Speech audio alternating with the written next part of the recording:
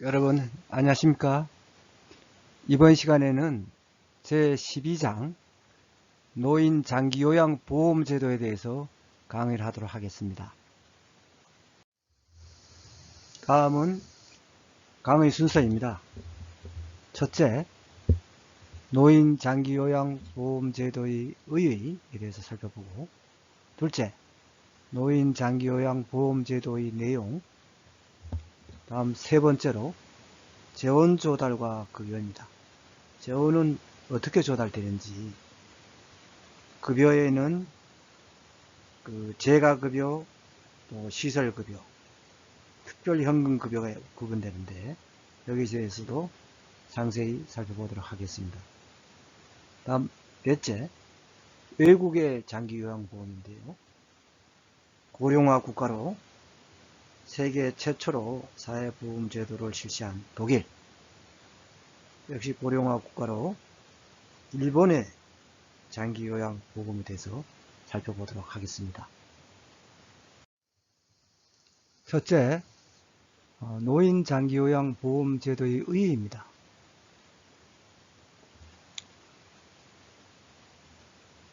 우리나라는 1960년대 이후 국민들의 그 소득 수준이 꾸준히 향상됐고, 또 보건, 의료 기술의 발전 등 전반적 생활 여건이 개선되면서 사망률이 크게 하락했습니다. 그래서 기대 수명은 지속적으로 연장되었죠. 기대 수명이 통계를 보니까 2000년도에는 평균 75.9세 됐습니다. 그래서 남자가 72.1세, 여자가 79.5세 됐습니다. 그러는 것이 10년 후인 2010년에는 평균 79.1세로 증가했습니다. 그래서 남자가 76.2세, 여자가 82.6세가 되었습니다. 그리고 2019년에 기대 수명이 확정된 통계를 보면은 평균 83.3세로 늘어났습니다. 엄청 늘어났죠. 그래서 남자가 80.3세, 여자가 86.3세가 되었습니다. 그래서 우리나라 같은 경우는 지금 현재 2007년도 보면은 65세 이상 노인 인구 비율이 7.2%로 고령화 사회에 진입하였고요. 2019년도에 14.9%로 고령 사회에 진입했습니다. 그리고 통계 추정치에 보면은 2025년도에 20.3% 초고령 사회에 진입할 것으로 전망하고 있습니다. 그래서 이런 그 고령 노인 인구가 급하게 증가하면서 그 건강보험에서 차지하는 그러한 그 노인 의료비 비중이 높아지게 되겠죠. 그 다음에 치매, 중풍 등 수발, 그리고 보호 서비스가 필요한 노인이 역시 늘어나게 되었습니다. 또 그 핵가족화, 소가족화, 맞벌이 부부의 증가, 또 보호기간이 장기화, 아무래도 이 수명이 늘어나면서 연장이 되면서 그런 보호기간도 장기화되겠죠. 그리고 사회적으로도 그 노부모 부양 그런 그 책임의식이 변화됐습니다.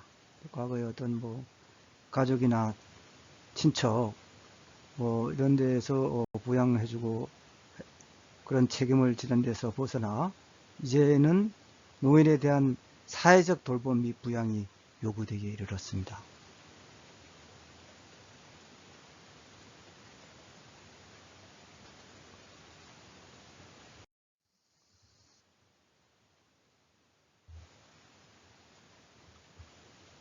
그래서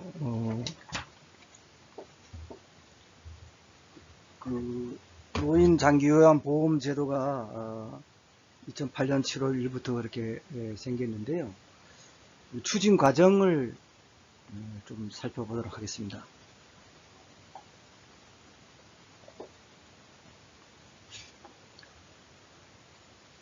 그래서 고령화 사회로 진입하면서 그런 증가하는 노인 문제에 대처하기 위해서 노인 요양보호 문제, 그리고 국민들의 노후 불안 해소, 이러한 그 바탕을 둔 고령화 사회 초기에 공적 장기 요양 제도를 이용할 수 있도록 2000년에 노인 장기 요양 보호 정책 기획단을 설치했습니다.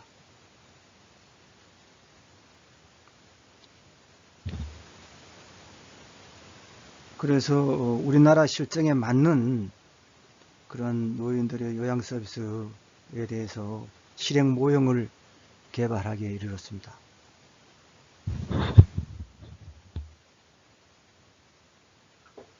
그리고 2003년에 3월에는 공적 노인 요양 보장 추진 계획단이 설치돼 가지고 1년간의 논의와 두 번에 걸친 공청회, 전문가 집단의 조사 등을 종합해 가지고 제도의 기본 골격관을 제시하기에 이르렀습니다.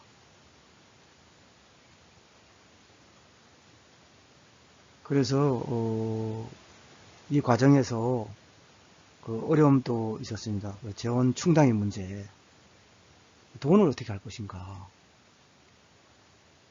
또 급여의 형태 및 급여 수준이나 수가 체계 등에 관해서는 그 합의되지 못한 그런 문제들을 지니고 있었습니다. 막대한 재원이죠. 이거 어떻게 조달할 것인가. 그리고 이게 장기간 이게 보호 요양이 돼야 되거든요. 그래서 2004년 3월에는 노인 요양 보장 제도 실행위원회가 구성되었습니다. 그래서 동년 8월에 제도의 명칭을 노인 요양 보험 제도로 정하고 제도의 내용을 발표하기 이르는데, 2005년도에 1차 시범 사업을 6개 시군구에서 실시했습니다. 그래서 2006년 2차 시범 사업을 확대 한번 실시해 봤습니다. 그리고 2007년 5월에는 3차 시범 사업을 확대 실시하기에 이르렀습니다. 그래서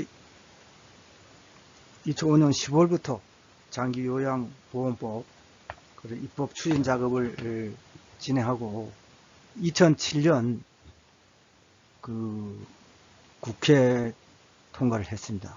그래서 그 2008년 7월부터 그 노인 장기 요양 보험 제도를 본격적으로 시행하기에 이르렀습니다. 이것도 참 획기적인 제도입니다, 이거.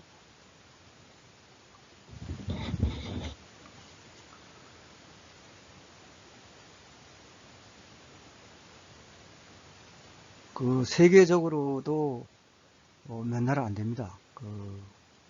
뭐 독일이라든가 일본, 네덜란드, 이렇게 한국 이러는데요.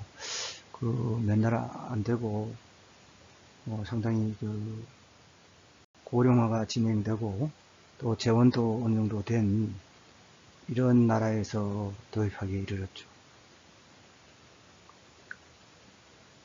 그래서 그 대상은 65세 이상의 노인, 하지만 또 65세 미만자라 하더라도 치매, 뇌혈관성 질환 등 노인성 질병을 가진 자를 대상으로 하고 있습니다. 그래서 65세 이상이고 65세 미만 자지만은 치매, 뇌혈관성 질환 등 노인성 질병을 가진 자들이다. 그래서 6개월 이상 혼자서 일상생활을 수행하기 어려운 노인의 식사라든지 또 배설 이런 거 돕고요. 또 모욕, 또 취사, 조리, 세탁, 청소, 또 간호, 진료 보조, 또 요양상의 상담, 이런 그 상담 등도 이렇게 하고, 장기 요양급여를 사회적 연대 원리에 의해서 제공하는 그런 사회보험제도가 되겠습니다. 그래서 보험금을 다 내고 이러기 때문에 사회적 연대 원리에 의해서 제공되는 사회보험제도다, 이런 특징이 있습니다.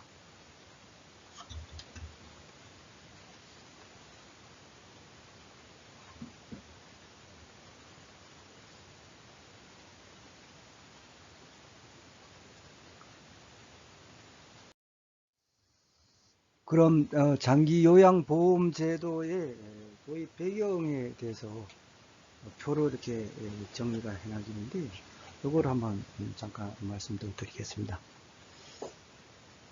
우선 고령화로 고령 치매, 중풍 등 장기 요양을 필요로 하는 노인 수가 늘어나고 있으나 가족에 의한 간병은 오히려 약화되고 있다.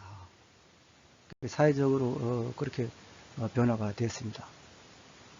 가족 친척 중심에서 이제는 사회로 가는, 그렇게 지금 변화가 됐고, 또 지금까지의 저소득층 대상 공급자 중심 제한적 서비스를 제공하거든 그런 공공부조 사업을 이제는 사보험 체제로 전환됐다.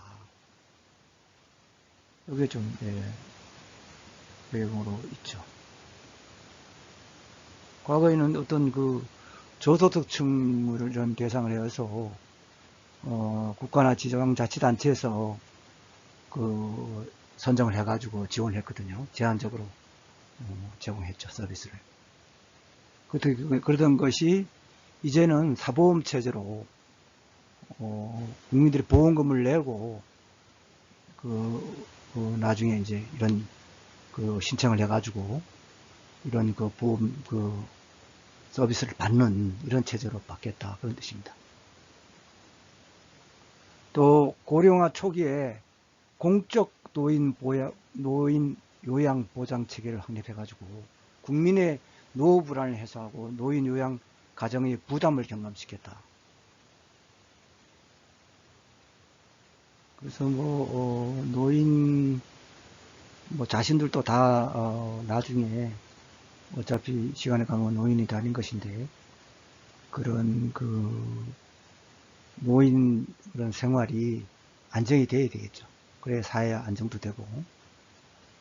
그래서 이런 노인 장기 요양 보험 제도가 생겨남으로써 물론 보험금도 내고 하지만은 노후에 불안하지 않다, 이렇게 보험 제도가 되어 있어 가지고 이렇게 본인 부담금이 좀 있지만은 시설 20%고 일반 재가 같은 경우는 15%입니다만, 이런 게 있지만은 국민들이 어느 정도만 내고도 이게 요양 서비스를 받을 수 있기 때문에 노후가 안정화되겠죠. 또 수요자의 선택권과 다양한 공급 주체의 참여 및 경쟁으로 서비스의 질이 향상된다. 그리고 복지 재정의 효율성이 증대된다. 그렇죠. 아무래도 이 노인들이 선택하기 때문에, 그죠? 선택할 수 있고, 또 다양한 공급 주체가 참여하고 또 경쟁하기 때문에 서비스의 질이 향상되죠. 그리고 복지 재정도 또 효율성이 증대되겠죠.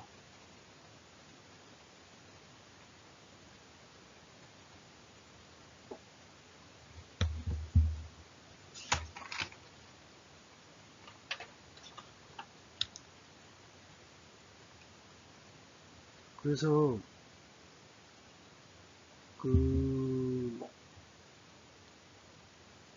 노인성 질병이 여기 나와 있는데요. 조금만 살펴보면 한국표준질병 사인 분류에 있습니다. 보면은 노인성 질병에는 알츠하이머병에서의 치매, 그 다음에 혈관성 치매, 그 다음에 뇌경색증이라든가 출혈 또는 경색증으로 명시되지 않은 뇌졸중 뭐 이런 거,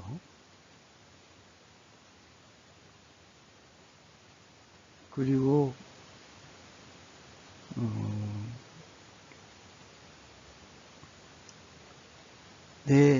뇌출혈, 이런 기타 뇌혈관 질환 이런 게 돼 있고요. 그 다음에 파킨슨병, 그 다음에 중풍, 후유증, 이런 것이 이제 노인성 질병으로 종류로 분류되고 있습니다.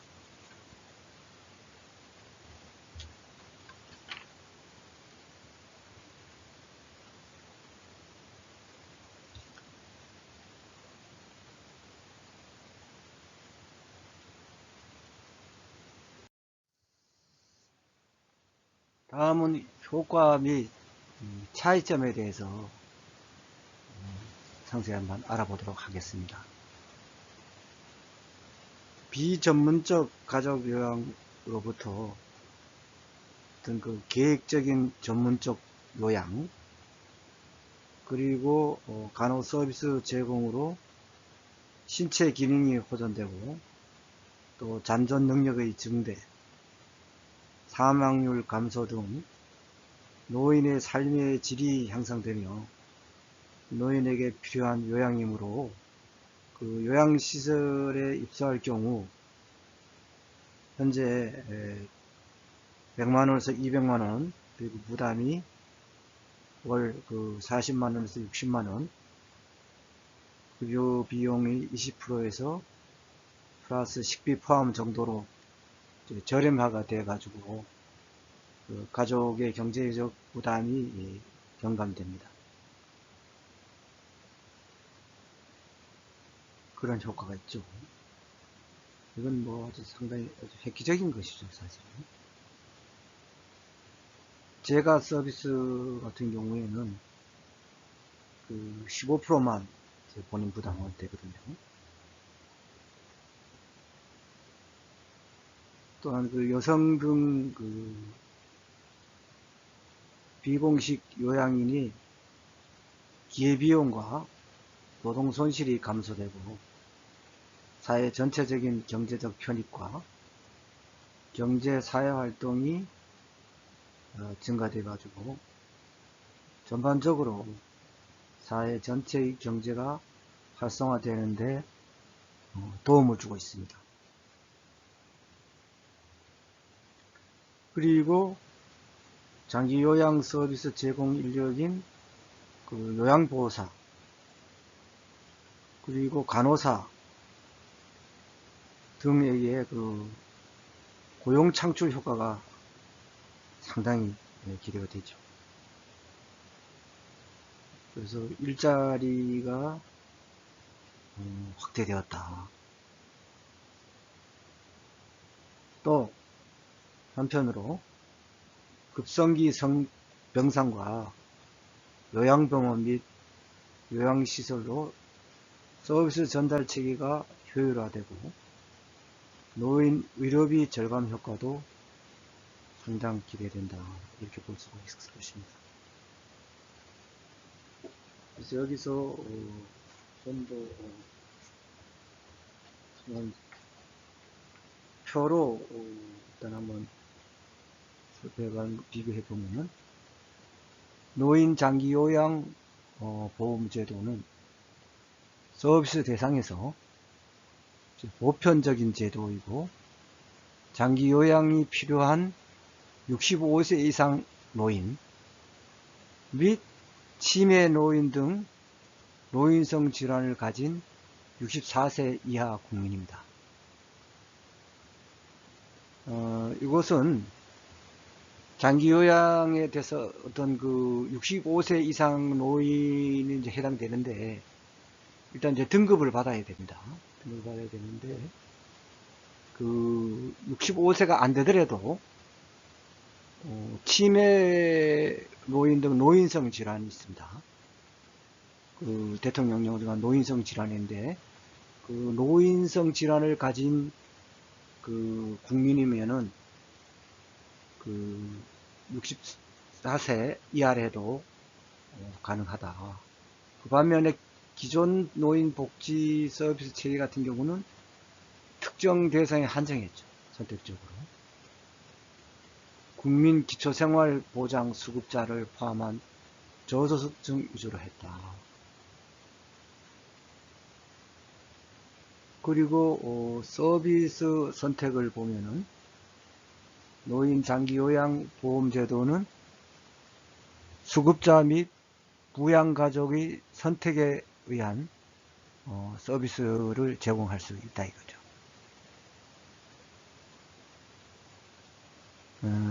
그 반면에 기존 노인복지 서비스 체계로는 지방자치단체장이 판단에 의해 가지고 공급자 위주로 서비스를 선택을 했습니다.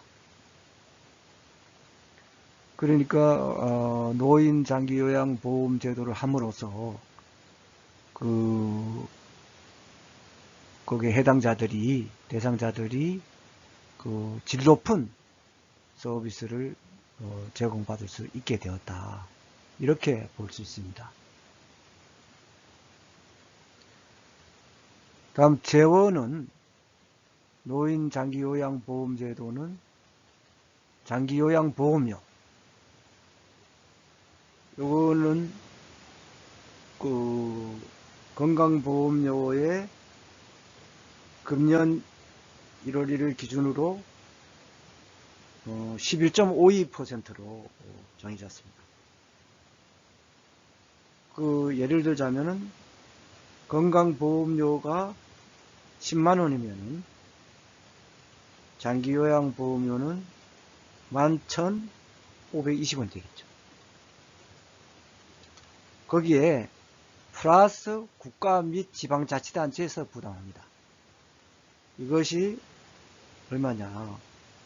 장기요양보험료 예상 수입액의 20%에다가 의료급여 수급권자의 급여 비용 등을 합하여 부담하게 되어 있습니다. 여기다 또 플러스 이용자가 본인 부담하는 게 있죠. 조금 전에 제가 설명드렸듯이 시설은 20%, 그 다음에 본인이 만약에 부담하면은 제가 서비스 같은 경우는 월 한 대 범위 내에서 사용 금액의 15%만 부담하면 된다 이거죠.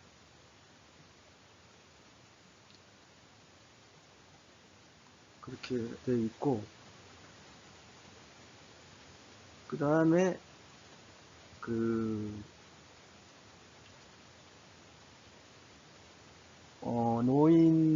기존 노인 복지 서비스 체계에는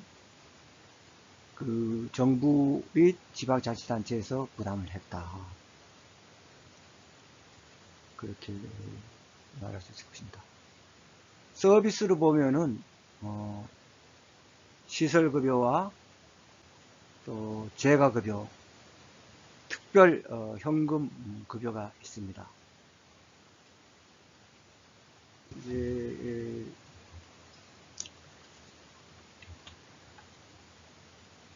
여기에 보면은 재가급여는 방문요양, 또 방문목욕, 또 방문간호, 주야간 보호,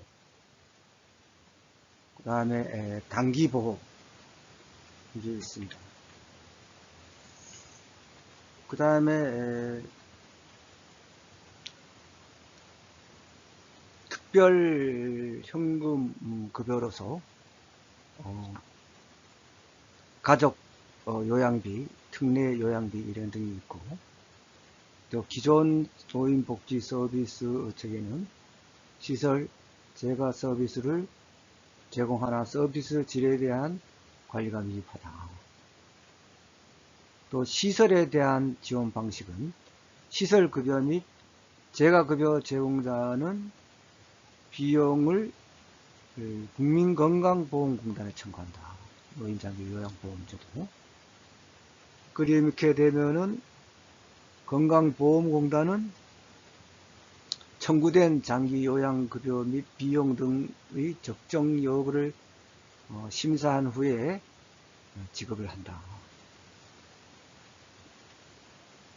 기존 노인복지 서비스 체계는 지방자치단체를 통하여 시설 입소 인원 또는 연간 운용비용 등을 기준으로 정액 지급한다. 그래서 사후 정산을 한다. 그렇게 되어 있습니다. 여기서 참고적으로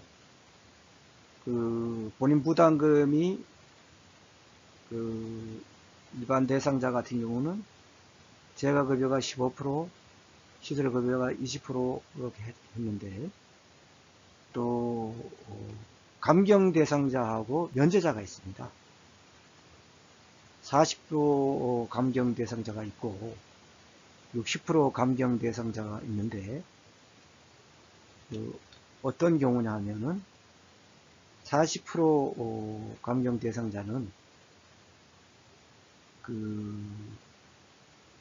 가입 종류 및 가구 원수별 보험료 순위 25% 초과 50% 이하의 자입니다. 40% 감경되고요. 그 다음에 60% 감경 대상자는 가입자 종류 및 가구 원수별 보험료 순위가 0% 초과해서 25% 이하인 자입니다. 그리고 국민건강보험법 시행규칙 제15조의 규정에 따라서 건강보험 본인 부담액 경감 인정을 받은 자입니다. 이런 같은 경우에 60%를 감경 대상자다. 그 다음에 국민기초생활보장법에 따르는 의료급여 수급자는 본인 부담금을 면제하고 주고 있습니다. 그래서 본인 부담금 감경 대상자 선정은 건강보험공단에서 매월 말 수급자의 건강보험료 등을 확인 후 결정하여 대상자에게 개별 통보를 하게 됐습니다. 그래서 별도의 어떤 신청 절차는 필요 없는데 건강보험공단에서 매월 말 하기 때문에 통보하기 때문에. 근데 감경 해지자 중에서 보험료가 변동되는 등의 사유로 감경 기준에 해당된다면은 신청이 필요하다.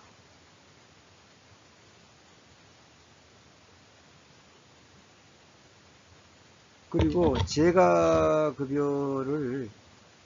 월 한도에까지 이제 사용해야 되는데요. 등급에 따라서 월 한도액이 다릅니다. 그래서 금년 1월 1일 기준으로 보면은 1등급 같은 경우에는 월 한도액이 152만 700원입니다. 그래서 일반 대상자 같은 경우는 15%니까 재가급여 같은 경우 15% 같은 경우는 15%도 이렇게 하면은 22만 8,100원이 되겠죠. 그리고 5등급 같은 경우는 102만 1,300원 정도. 그 다음에 일반 대상자 같은 15만 3,190원 정도 되고, 임지지원 등급 5등급 이제 그 다음이 임지지원 등급인데 월 한도액 같은 경우는 57만 3,900원이 됩니다. 일반 대상자 같은 경우는 86,080원이 되죠. 그리고 이제 국민기초생활보장법에 따른 의료급여 수급자는 면제가 되겠습니다. 그래서 월 한도액을 초과하여 장기요양급여를 이용할 경우 초과 금액은 전액 이제 수급자 본인이 부담하게 되어 있습니다. 그래서 장기요양 등급별로 한 달 매월 1일부터 말일까지 재가급여를 이용할 수 있는 한도 금액인데요. 이런 경우에는 이제 그 표에 있듯이 방문요양, 방문목욕, 방문간호, 주야간보호, 단기보호를 이용하는 경우 이제 적용되는 것이죠. 여기서 복지용구라든가 의사소견서 및 방문 간호 지시서 이러한 발급 비용은 월 한도액에 포함되지 않습니다.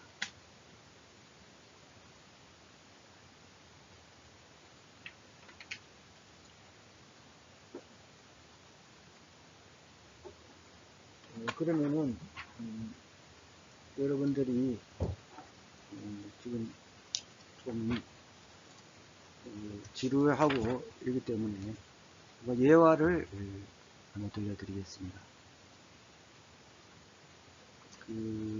노인 장기요양 보험에 대해서 예화가 하나 있는데요.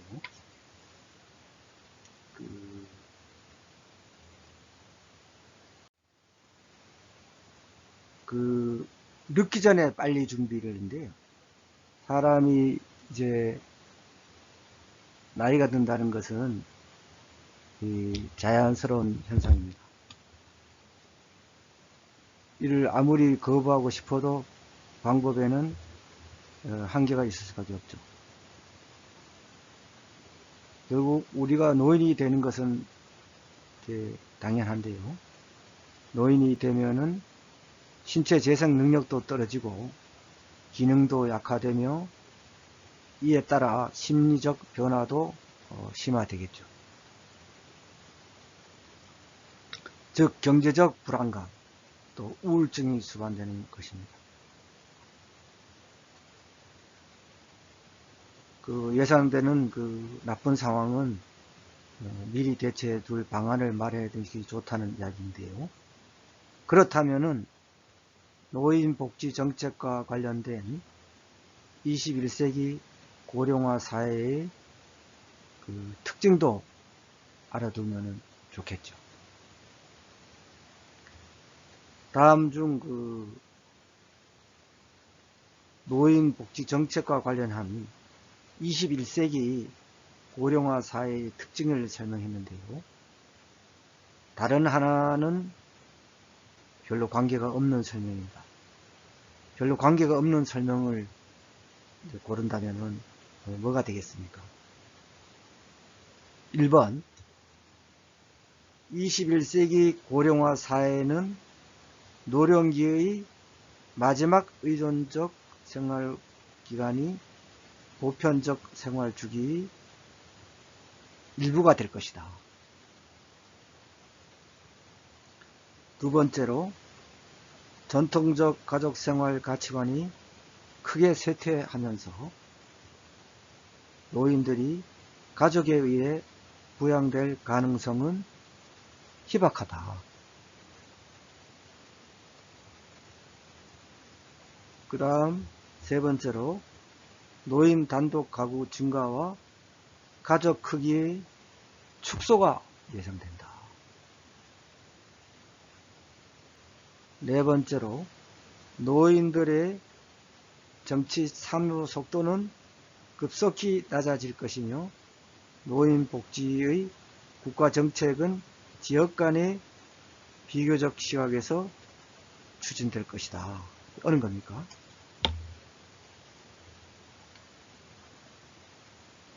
네 번째죠. 마지막 얘기입니다. 노인들의 정치 참여도가 높아지죠. 이거는 이제 틀린 설명이고, 노인 정책은 그 출산율 감소나 평균 수명 연장처럼 노인 인구의 상대적 증가, 핵가족화 현상, 또 여성의 사회 참여 등으로 인한 노인 부양 문제, 사회 변화 과정에서의 노인 부양 의식 약화 등으로 필요성이 대두됩니다. 그 노인복지법에서는 노인복지 서비스를 받을 수 있는 대상자를 만 65세 이상으로 하고 있는데요. 노인복지정책은 연금, 의료 수요 증대 등과 관련된 부분이 많습니다. 특히 나이가 점차 많아질수록 어떻습니까? 의료 수요가 급격히 증가하게 되겠죠.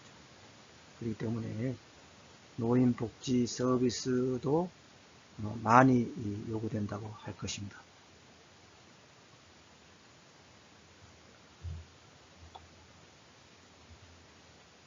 그래서 그 정부의 어떤 그 정책 결정 같은 경우는 21세기 고령화 이런 그런 사회니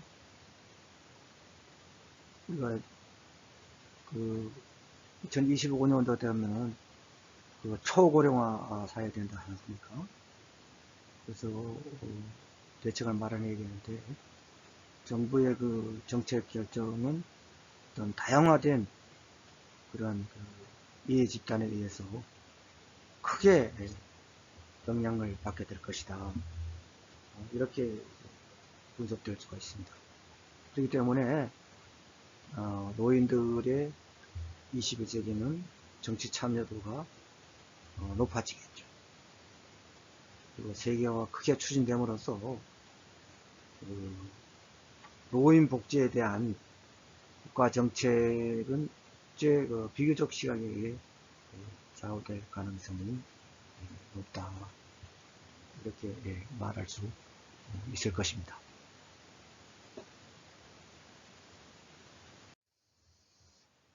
다음은 두 번째로 노인 장기요양보험 제도의 내용에 대해서 살펴보도록 하겠습니다. 첫째, 노인 장기요양 대상자입니다.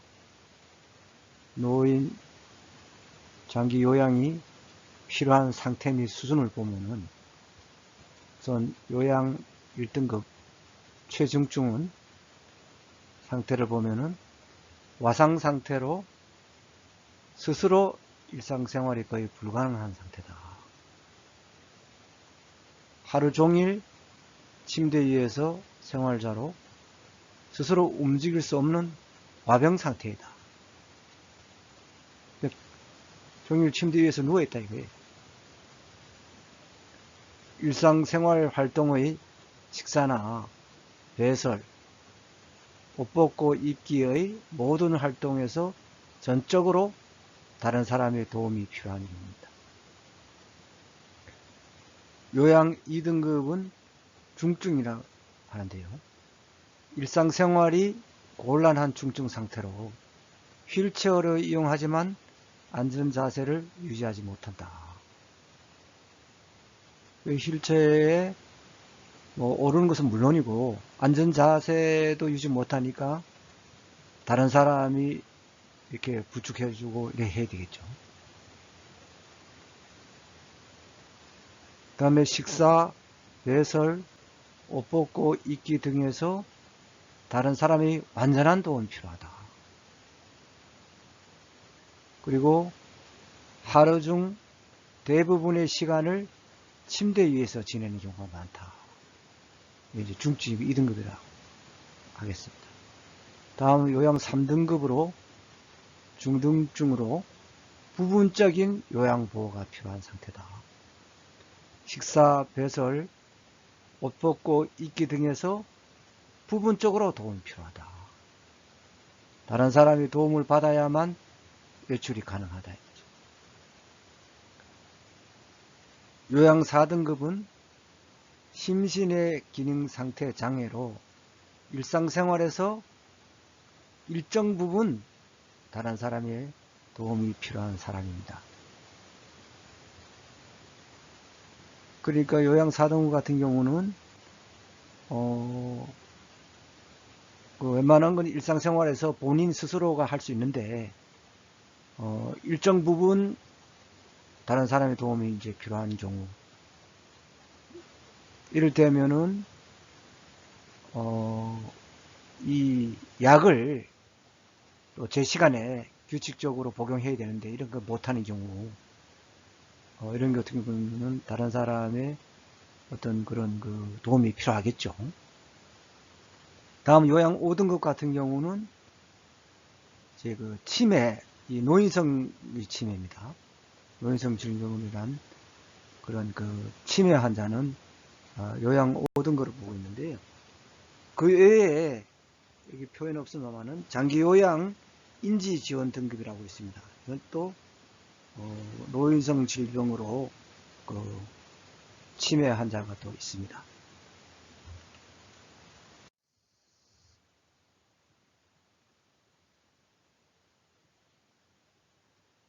다음은 장기 요양 등급 판정 기준에 대해서 살펴보도록 하겠습니다.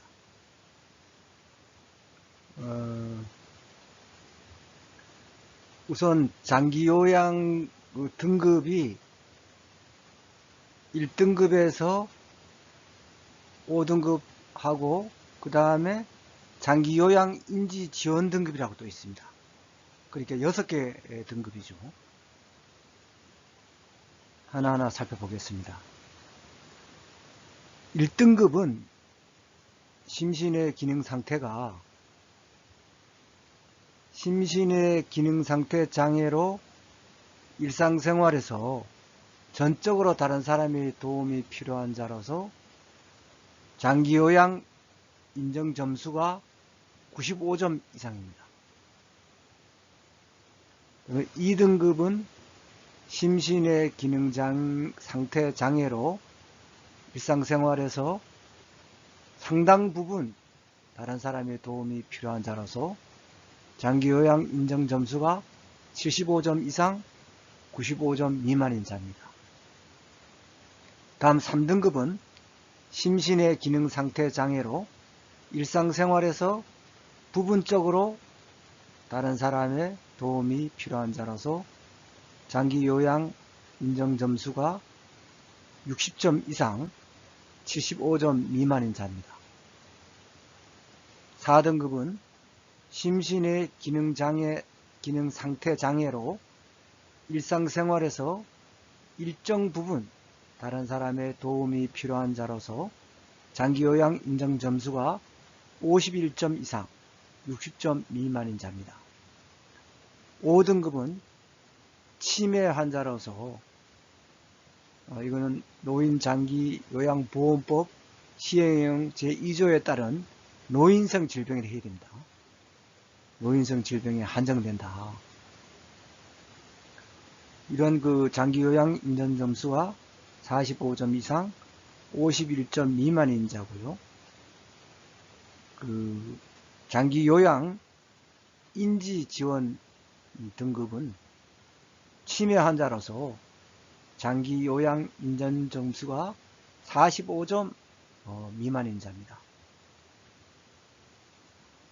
그러니까 이제 5등급도 같은 치매 환자인데 장기 요양 점수가 그 45점 이상 51점 미만인데 반해서 5등급은 장기 요양 인지 지원 등급은 그 치매 환자로서 장기 요양 인정 점수가 45점 미만인 자다.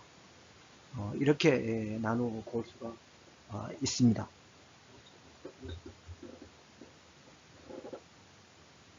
그래서 그 노인 그 장기 요양 그 인정 그 신청 있으면은 장기 요양 그 등급 판정을 하고 그래 하게 되어 있는데요. 조사표에서 조사가 하고 있는데 조금 설명을 해드리면은 우선 장기 요양을 인정을 신청을 해야 되지 않습니까?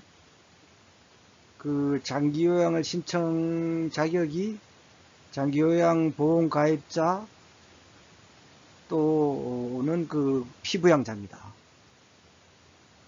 그 다음에 의료급여법 제3조 제1항에 따른 수급권자, 의료수급권자인데요. 의료급여 수급권자입니다. 하는데, 신청은 공단에다가 장기요양 인정신청서에 의사 또는 한의사가 발급하는 소교서를 첨부를 해가지고 제출해야 됩니다.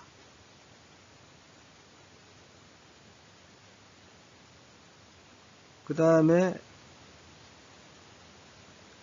그 장기요양 인정 이제 신청을 조사를 하는데요. 그 보건복지부령으로 정하는 바에 따라서 그 소속 직원으로 하여금 공단 소속 직원으로 하여금 조사를 합니다. 그 조사 내용은 이제 신청인의 심신 상태, 또 신청인에게 필요한 장기요양급여의 종류 및 내용, 그 밖에 장기요양에 관하여 필요한 사항으로서 보건복지부령을 정하는 사항인데, 그 공단은 2명 이상의 소속 직원이 조사할 수 있도록 노력해야 합니다. 그리고 조사를 하는 자는 조사 일시나 또 장소 및 조사를 담당하는 자의 인적사항 등을 미리 신청인에게 통보하도록 되어 있습니다.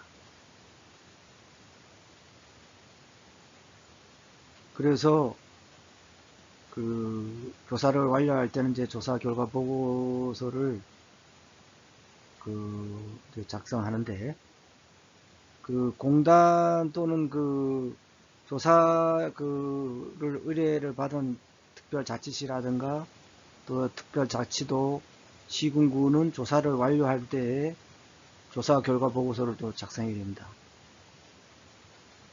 그래서 그 조사를 의뢰받은 특별자치시나 특별자치도 시군구 또는 지체 없이 공단에 이제 그 조사 결과 보고서 송부해야 되는데, 이런 경우는 이제 지리적 사정으로 직접 조사하기 어려운 경우, 또 조사에 필요하다고 이제 인정하는 경우에는 그 특별자치시, 특별자치도 시군구에 조사를 의뢰를 하거나 공동으로 조사할 것을 요청할 수 있습니다. 이제 그런 얘기인데, 장기 요양 인정 그 조사표를 조금 제가 이제 구해봤는데, 앞에는 그 신청 그 구분이 있고요. 장기 요양 인정 신청인지 이제 갱신 신청인지 그 있고, 조사원 이제 성명 뭐 장소 조사 일실이 적게 되어 있고, 신청인의 그런 인적 사항을 쭉 적게 되어 있습니다. 성명 생년월일 뭐 전화번호부터 쭉 주민등록지 뭐 거주지 쭉 적게 되어 있고, 그리고 이제 참석인 주거 상태는 어떤지, 뭐 자택인지 또 뭐든 양로시설인지 병원인지, 뭐 동거인은 누가 있는지, 또 그 현재 받고 있는 급여가 있는지, 또 희망급여 종류 뭐 이런 게 되어 있는데, 이제 그 내용을 조금 살펴보면은 장기 요양 인정 요구 사항으로 신청인의 기능 상태 등에 대한 이제 정보를 종합하기 위해서 첫째 이제 신체 기능이 있습니다. 신체 기능 영역은 항목이 이제 옷 벗고 입기부터 쭉 있는데요. 이제 기능 자립 정도는 완전 자립이냐, 부분적으로 도움 받아야 되느냐, 또 완전 그 도움이 있어야 되느냐, 이렇게 이제 점점 올라가게 되어 있는데, 옷 벗고 입기, 세수하기, 양치질하기, 모욕하기, 식사하기, 체위 변경하기, 그 다음에 일어나 앉기, 그 다음에 옮겨 앉기, 방 밖으로 나오기, 화장실 사용하기, 대변 조절하기, 소변 조절하기, 머리 감기 이런 항목이 있고요. 일상생활 자립도도 장애에 노인 해가지고 화상도가 정상이냐, 생활 자립이냐, 준화상 상태냐, 완전 화상 상태냐 또 체크하게 되어 있고요. 그 다음에 그 인지증 있지 않습니까? 치매 노인이 어떤 기억력이라든가 판단력 그런 거죠. 그래서 그것을 자립, 또 불완전 자립, 부분 의존, 완전 의존 이런 사항을 신청인의 평소 일상생활 자립 정도를 종합해 가지고 조사를 하게 되어 있습니다. 그 다음에 사회생활 기능이라 해가지고요. 수단적 일상생활 기능인데, 그 항목은 집안 일하기, 기능제 자립 정도도 완전 자립에서 또 부분 도움이 있어야 된다, 완전 도움이 있어야 된다. 이것도 이렇게 이제 똑같이 이렇게 하고 있는데, 항목을 보면은 사회생활 기능 영역에는 집안일 하기, 식사 준비하기, 그 다음에 빨래하기, 금전 관리, 또 물건 사기, 전화 사용하기, 교통수단 이용하기, 근거리 외출하기, 몸단장하기, 약 챙겨 먹기, 이런 거도 이제 조사를 합니다. 인지기능 영역으로는 그 최근 한 달간의 상황을 종합해가지고 신청인이 보였던 증상인데요. 그 항목을 보면은 방금 전에 들었던 이야기나 일을 잊는다. 잃어버린다 이거죠. 그게 체크하고 증상이 맞느냐 아니냐, 예 아니요. 오늘이 몇 월 며칠인지 모른다. 자신이 있는 장소를 알지 못한다. 자신의 나이와 생일을 모른다. 지시를 이해하지 못한다. 주어진 상황에 대한 판단력이 떨어져 있다. 판단을 제대로 못하는 거죠. 그런 걸 보는 거죠. 증상을. 그 다음에 의사소통이나 전달에 장애가 있다. 또 계산을 하지 못한다. 하루 일과를 이해하지 못한다. 또 가족이나 친척을 알아보지 못한다. 뭐 이런 것도 이제 체크하게 되어 있고요. 행동 변화 영역으로는 이것도 역시 최근 한 달간의 상황을 종합해서 신청인이 보였던 증상인데요. 예 아니요 하는데 항목은 사람들이 무엇을 훔쳤다고 믿거나 자기를 해하려 한다고 잘못 믿고 있다. 헛것을 보거나 환청을 듣는다. 이제 슬퍼 보이거나 기분이 처져 있으며 때로는 울기도 한다. 밤에 자다가 일어나 주위 사람을 깨우거나 아침에 너무 일찍 일어난다. 또는 낮에는 지나치게 잠을 자고 밤에는 잠을 이루지 못한다. 또 주위 사람이 도와주려 할 때 도와주는 것에 저항한다. 한 군데에 가만히 있지 못하고 서성거리거나 왔다 갔다 하며 안전부절 못한다. 길을 헤맨 적이 있다. 외출하면 집이나 병원, 시설로 혼자 들어올 수 없다. 또 화를 내며 폭언이나 폭행을 하는 등 위협적인 행동을 보인다. 혼자서 밖으로 나가려 해서 눈을 뗄 수가 없다.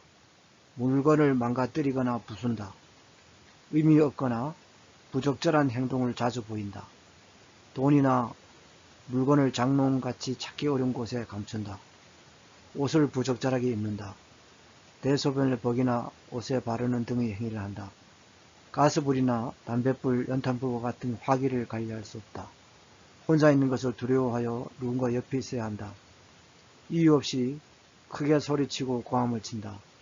공공장소에서 부적절한 성적 행동을 한다. 음식이 아닌 물건 등을 먹는다. 쓸데없이 간섭하거나 참견한다. 또 식습관 및 식욕 변화를 보이거나 이유 없이 식사를 거부한다. 귀찮을 정도로 붙어서 따라다닌다. 이런 거를 조사를 하게 되어 있습니다. 또 간호처치 영역이라든가 또 재활 영역 이런 것도 있고요. 또 주발자가 누가 있는지, 또 도움 영역이 어떠한지, 신체 기능인지, 사회생활 기능인지, 정서적 지지인지 이런 것도 조사를 하고요. 또 질병이 있는지, 증상은 어떠한지, 또 시력 청력 상태, 환경 그런 평가도 하게 되어 있습니다. 그래서 이런 조사에 의해 가지고 편성을 하는데, 그래서 공단은 조사가 완료된 때 조사 결과서와 신청서, 그 다음에 의사소견서, 그 밖에 심의에 필요한 자료를 등급판정위원회에 제출합니다. 그래서 등급판정위원회는 신청 자격 요건을 충족하고 6개월 이상 동안 혼자서 일상생활을 수행하기 어렵다고 인정하는 경우에는 심신 상태, 장기 요양이 필요한 정도 등을 고려해서 등급 판정 기준에 따라서 수급자를 판정합니다.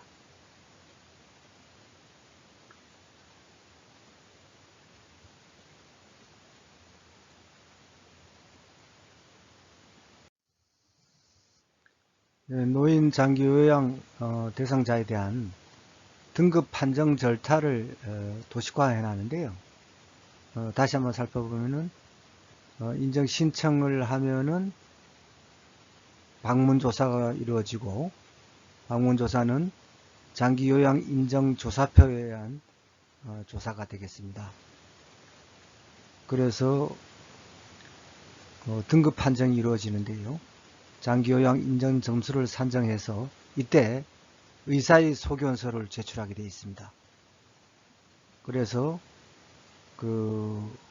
장기요양 인정조사표, 의사소견서 이 관련 서류를 참고해서 등급판정위원회에서 심의를 판정을 하는데, 1등급에서 인지지원 등급까지 판정이 이루어지고 그 외에 등급 외로 판정할 수가 있겠습니다.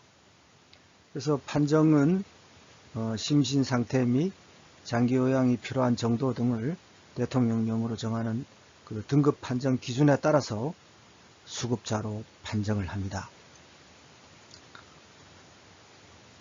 그 다음에 등급판정위원회는 신청인이 신청서를 제출한 날로부터 30일 이내에 장기요양 등급 판정을 완료해야 합니다.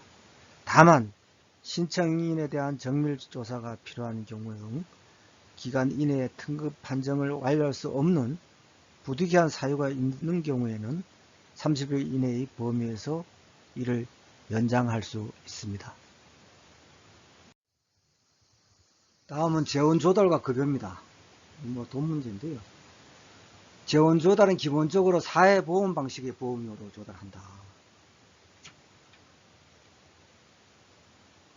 그래서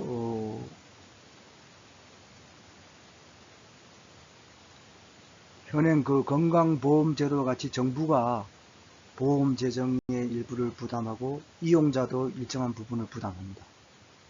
그래서 장기요양 보험료 예상 수입액의 20%를 공단에 지원하도록 되어 있습니다. 정부에서. 그래서 보험료율은 건강보험의 보험료에 일정 비율을 곱하여 산정하게 되어 있는데요. 금년도에는 11.52%입니다. 그래서 되어 있고, 장기요양 서비스 비용의 부담료는 시설급여 20%, 재가급여 15%다. 아까 말씀드렸고, 그죠?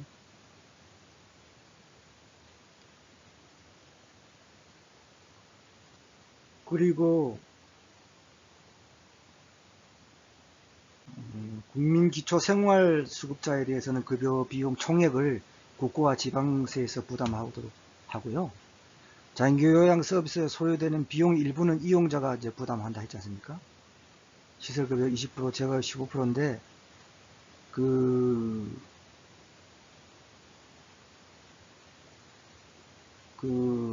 이런 경우에는 또 60%를 경감해 주는 경우가 있거든요. 그럼 뭔가 하면은 의료급여법 3조 제1항 2호에서부터 9호 규정에 따른 수급권자. 이 어떤 사람인가 하면은 제9호법에 따른 의료급여 필요자. 그 다음에 의사상자. 그 다음에 입양된 18세 미만 아동. 또 국가유공자나 국가무형문화재 보유자나 또 북한 이탈 주민과 그 가족 이런 같은 경우는 60% 감경되고요. 또 국민건강보험법 시행규칙 제15조에서 본인 부담 경감 인정을 받은 자, 또 천재지변 등 보건복지부령 사유로 생계곤란자, 또 일정 재산 이 기준 이하자 이런 사람들 저소득층에 대해서는 60%를 경감해 주고 있습니다. 교재는 50% 되는데 60%입니다.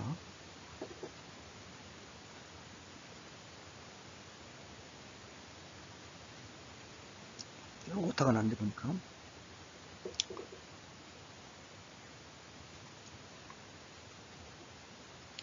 그래서 이거는 우리가 이제 직접 이게 다 다르죠. 이렇게 요양 그런 장기 요양 등급 판정도 받고 또 이런 본인 비용도 부담하고 이런 시설급여 20%, 재가급여 15% 이런 것도 하고 또 보험료도 이렇게 곱해서 또 내고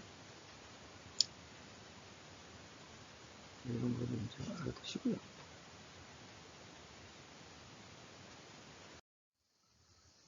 그래서 연도별 제가 노인시설 그런 현황이 있는데요.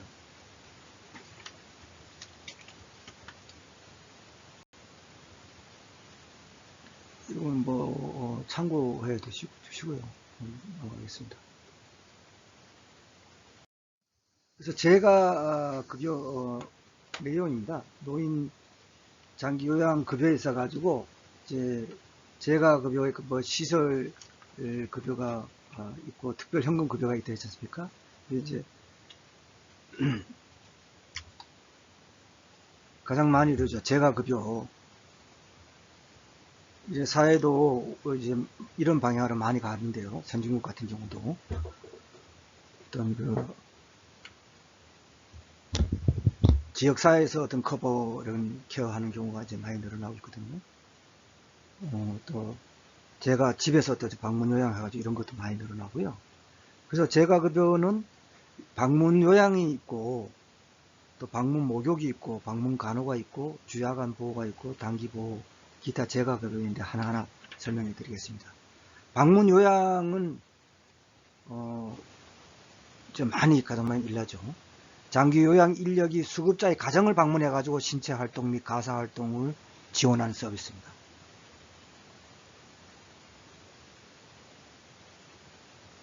우리가 이제 노인들 그런 부양하는데 방문 요양 요양보호사가 이제 오죠. 신청을 하는.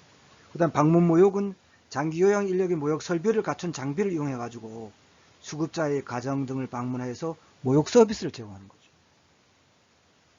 방문 간호는 장기 요양 인력인 간호사 등이 의사, 한의사 또는 치과 의사의 지시서 그런 따라서 수급자의 가정을 방문해 가지고 간호라든가 또 진료의 보조, 요양에 관한 상담, 또 구강위생 이런 걸 제공하는 거죠.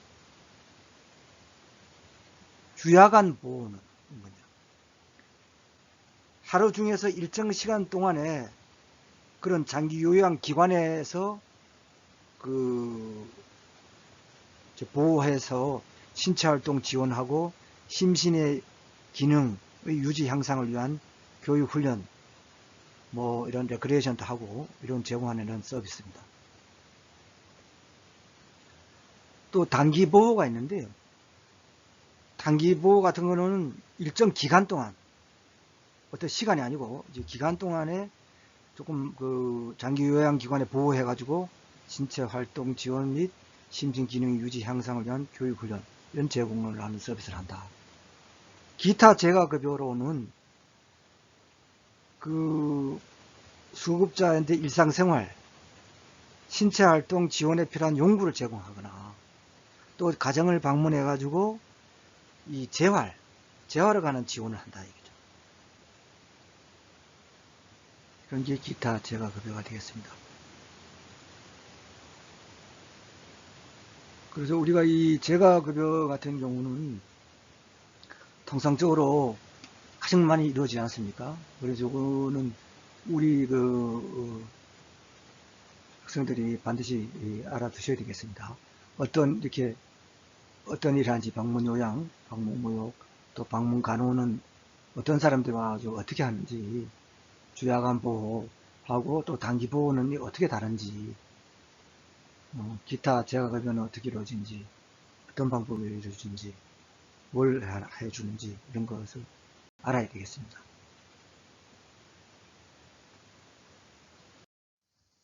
다음 이제 시설급여는 이게 노인 요양시설하고 노인 요양 공동생활 가정이 있는데요. 이제 통계는 이거 이제 좀 참고를 해 주시고요. 이 노인 요양시설이 이제 있는데요. 과거에 이제 노인 전문 병원 요거는 이제 안 하고요. 노인 요양시설은 치매, 중풍 등 노인성 질환으로 심신에 상당한 장애가 발생해가지고 그 필요로 하는 노인을 입소시켜가지고 시설에 입소시켜가지고 급식이나 요양이라든가 그 일상생활에 필요한 편의를 제공한다. 그런 시설입니다. 그럼 노인 요양 공동생활 가정은 뭐냐? 이 똑같은 그런 질병의 필요에 의해서 그 노인이 가는데요. 이런 시설은 가정과 그 같은 어떤 주거 여건으로 그 노인들한테 그 급식이나 요양, 그 밖에 일상생활에 필요한 편의를 제공하는 목적을 하는 시설이죠. 그러면 이제 노인들이 그런 가정생활과 같은 그런 환경을 만들어 주니까 상당히 좀 정서적으로도 안정되고 좋아하겠죠, 그죠?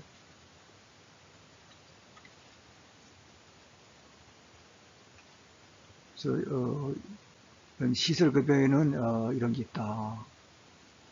그래서 노인 요양시설과 노인 요양 공동생활 가정이 있다. 이거를 알아두시기 바랍니다. 다음은 특별현금급여가 있습니다. 이거는 장기요양기관이 현재 부족한 그런 섬, 벽지지역 거주를 하거나 또 천재지변, 신체, 정신 또는 성격 등의 사유, 그 노인장기요양보험법 시행령 제12조 2항에 해당되는 경우에 한하는데요. 이때 이제 장기요양기관이 제공하는 그 장기요양급여를 이용하기 어렵다고 인정하는 자에게 그 가족 등으로부터 요양을 받는 경우에 지원되는 현금급여입니다. 그래서 가족 요양비가 있는데 그 가족 요양비를 받으려는 사람은 가족 요양비 지급 신청서를 국민건강보험공단에 제출해야 됩니다. 그래서 가족 요양비 수급자로 인정받은 사람이 다른 장기요양급여를 이용하려면은 국민건강보험공단에 장기요양급여 종류, 내용, 변경 신청을 해야 됩니다. 만약에 그 변경 신청 없이 다른 장기요양급여를 이용하는 경우에는 그 해당 급여 비용은 전액 본인이 부담하게 되어 있습니다.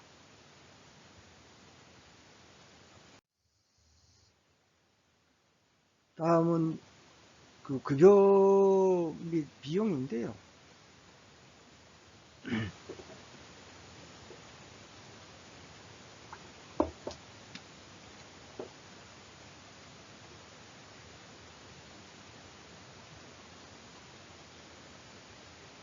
근데 이제 아까 장기요양기관이 이제 수급자에게 재가급여, 시설급여를 제공한 경우에는 공단에 장기요양급여 비용을 청구하지 않습니까? 그래서 공단은 이제 심사가 주는데, 장기요양기관에다 지급하는데, 이때 재가 및 시설의 급여 비용은 그 급여 종류 및 장기요양 등급에 따라 가지고 장기요양위원회라고 있습니다. 거기서 심의를 거쳐 가지고 그 보건복지부 장관이 정한 그 곳이 됩니다. 그래서 장기요양급여 같은 경우는 장기요양 인증서, 장기요양급여 종류 및 내용에 따른 표준 장기요양 이용 계획서를 이제 고려해가지고 필요한 범위 안에서 제공하는데요. 그 계획서에는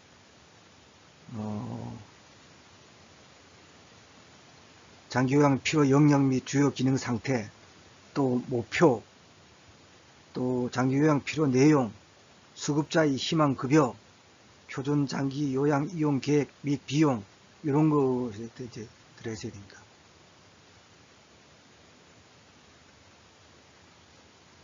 그래서 장기 요양 급여 비용은 급여의 종류별 급여 비용 및 산정 기준에 의해서 산정합니다.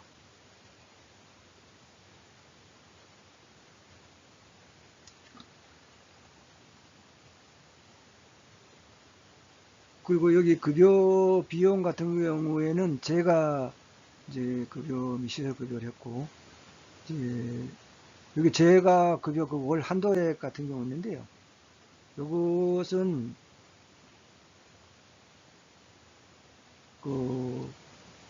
찾아보려면은 이건 이제 교전이 2018년 통계로는 안 돼요. 금년도 2021년도 5월 1일 시행된 게 있습니다. 장기요양급여 제공 기준 및 급여 비용 산정 방법 등에 관한 고시 해가지고 보건복지부 고시 제 2021-119호 요거를 참고하시기 바랍니다. 그래서 여기 보면은 제가 급여월 한도액 같은 경우는 조금만 말씀드리면은 시간 제약 때문에 이걸 다 일일이 다 소개할 수 없습니다. 양해해 주시고요. 1등급은 152만원 정도 됩니다. 한도액이. 그리고 5등급은 102만 1천원 정도.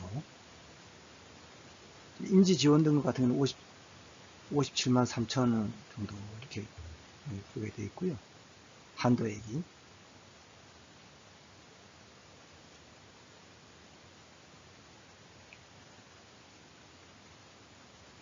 그리고 제가 급여 수가도 방문 요양이라든가 방문 모욕, 방문 간호, 취약암 보호 그런 내용으로 단기 보호 이렇게 다 나와 있습니다. 네.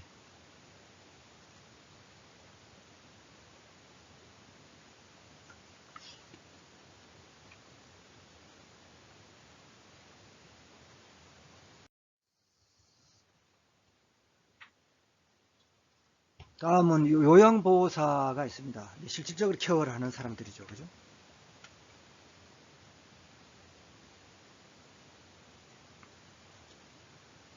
그 요양보호사하고 사회복지사하고 이제 이렇게 비교한 표가 있는데요.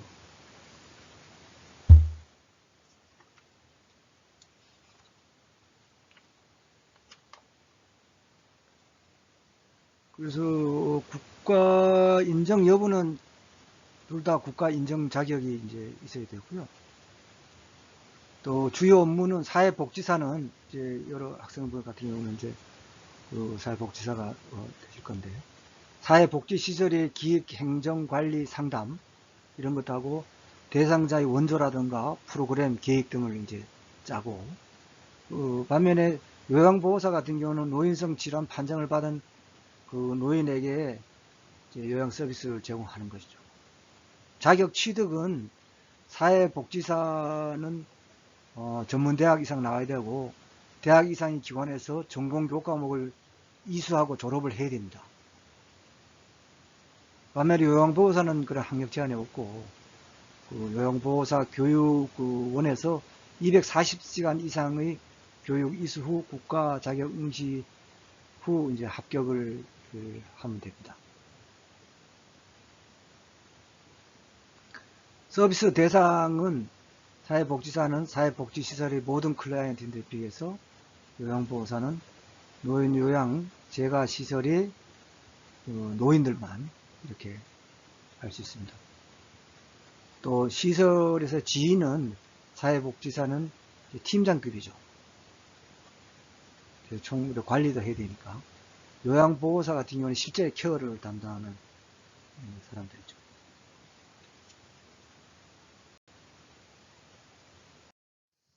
그래서 요양보호사 법적 배치시설이 있는데요.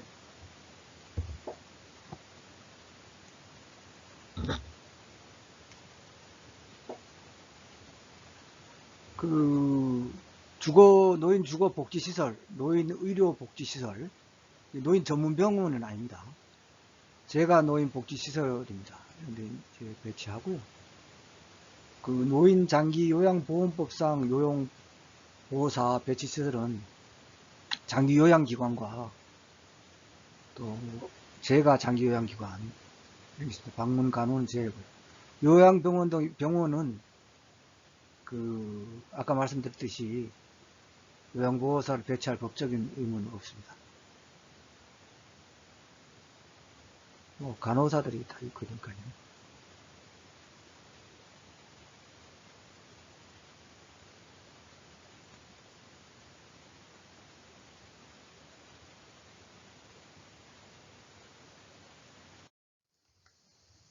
다음은 네 번째로 외국의 장기요양보험에 대해서 살펴보도록 하겠습니다. 장기요양보험을 실시하는 나라는 많지 않습니다. 독일과 네덜란드, 일본, 한국 정도인데요.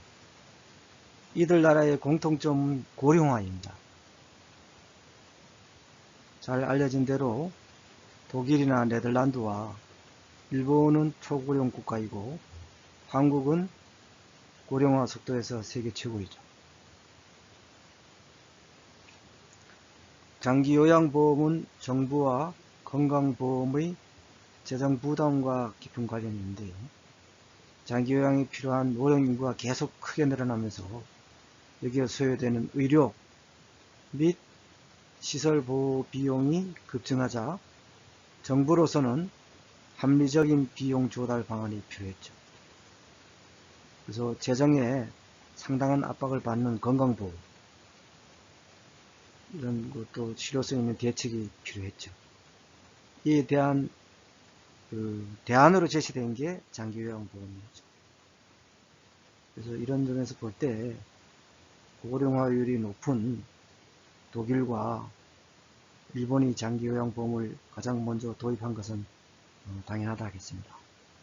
그래서 독일 같은 경우를 살펴보면은 세계 최초로 사회보험 제도를 통해서 노령화와 그로 인한 사회적인 위험에 대처하기 시작한 나라이죠. 그래서 1995년부터 수발보험, 즉 장기요양보험을 시행하기 시작했습니다. 그래서 수발보험의 급여는 재가 수발 서비스와 시설 수발 서비스로 구분됩니다. 또 현물급여와 현금급여가 제공됩니다. 그래서 수발의 대상자는 질병이나 장애 또는 노화로 인해서 정신적, 육체적 기능이 약화되어 일상생활을 영위하는데 다른 사람들의 도움을 필요로 하는 사람으로 우리나라와 비슷하죠.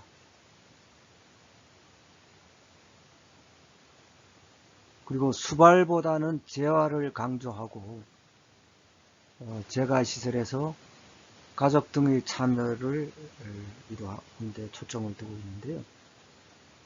이를 위해서 각종 인센티브 제도를 도입하였고 또 현금과 현물 등 선택권을 보장하고 있습니다. 그래서 독일 같은 경우도 오랜 논의 끝에 장기요양보험을 실시했는데요. 한 20년 이상 토론과 검토를 거쳐가지고 노인 장기요양보험을 실시하기에 이르렀습니다. 가장 큰 이유는 건강보험 재정 적자, 지방정부 장기요양 비용 급증 때문입니다. 그래서 고령화로 의료적 서비스가 필요한 노인이 급증하자 건강보험의 노인 진료비가 크게 증가했고 또 지방정부의 공공부조 지출이 증가하여 지방정부의 재정에도 적신호가 들어왔습니다. 그래서 장기요양보험은 이런 재정적 압박의 어떤 대안이 됐다.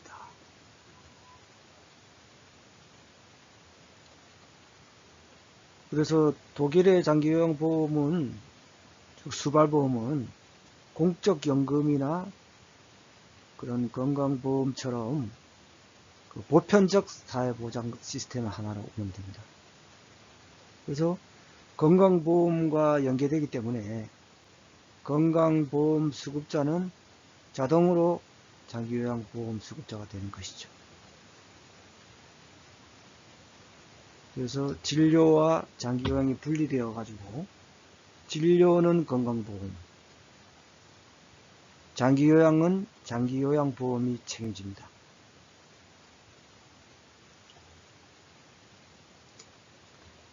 그래서 독일에서 민간보험의 비중은 상당히 미미합니다. 장기요양보험의 적용 범위가 보편적이고 케어 범위도 넓어가지고 구태여 그런 고가의 민간보험을 통해서 요양 비용을 해결할 이유는 없기 때문이죠.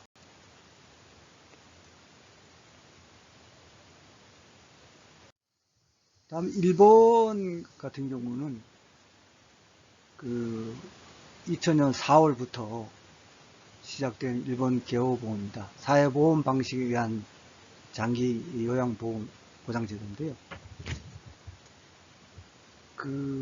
일본 같은 경우는 개호보험인데 과거 고비용의 시설 서비스에 대한 고령자 개호에서 탈퇴해가지고 재가복지 서비스에 의해서 지역 사회 환경을 정비하고자 했습니다. 그래서 또 고령자 그런 개호에 대한 부담을 가족에서 사회로 전환시켰습니다. 우리나라하고 비슷한데요. 핵가족화의 급진전, 여성의 사회 진출 확대, 부양의식의 변화 똑같습니다. 그래서 가족 의존형 그런 개호 시스템을 한계를 보였기 때문에 사회로 전환시켰습니다. 그래서 2004년도에 도입된 그런 개호보험 제도는 재택 서비스 이용인지 급증하게 됐는데요. 여기 보면은 시설 입소 서비스로 특별 양호 노인홈, 노인보건시설, 요양병상 입원, 재활의료 서비스가 있습니다. 그리고 재가 서비스에는 홈 헬퍼에 의한 방문 개호, 또 간호사에 의한 방문 간호, 또 주간 보호 서비스, 또 단기 보호, 복지 연구에 대여 이런 게 있습니다. 우리나라하고 좀 비슷한데요.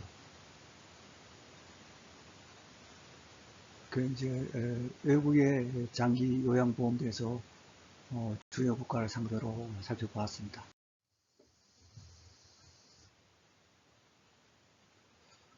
지금까지 노인 장기요양 보험제도에 대해서 상세하게 살펴보았습니다. 이번 주 퀴즈를 부여하겠습니다. 이번 주 퀴즈는 노인 장기 요양 급여에서 재가 급여의 종류를 나열하시옵니다. 퀴즈를 풀어서 시스템에 탑재해 주시기 바랍니다. 이상으로서 제12장 노인 장기 요양 보험 제도에 대한 강의를 모두 마치겠습니다. 여러분 대단히 감사합니다.